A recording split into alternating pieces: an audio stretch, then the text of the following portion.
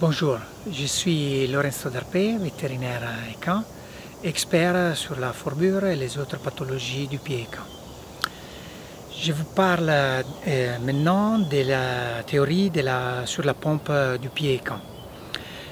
La pompe vasculaire qui amène l'oxygène et le sang au chorion, c'est un argument très fondamental pour étudier et surtout, je sais que vous êtes intéressé à améliorer la vascularité du pied.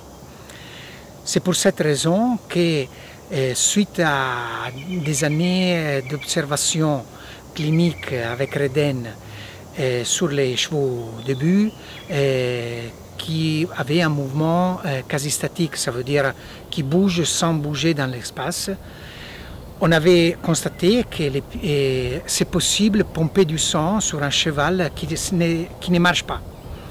Cette observation, ça m'a amené le long de mon doctorat à l'Université de Padoue et mes études sur la vascularité du pied, sur plusieurs techniques comme la pression veineuse périphérique, les phlébogrammes et des autres outils comme la thermographie, l'échocolor Doppler et des autres.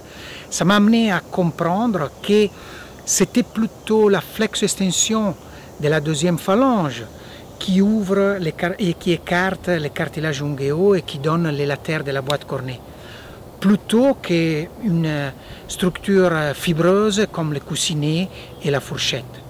Donc c'est suite à ça qu'en suivant l'adage français, un cheval à l'arrêt a seulement un cœur et un mouvement à 5 cœurs, j'ai pensé appeler cette théorie la théorie des 5 cœurs. Parce qu'on peut avoir 5 cœurs sur un cheval même à l'arrêt si on lui donne une flex-extension de la deuxième phalange et qui écarte les cartilages unguéaux. Merci.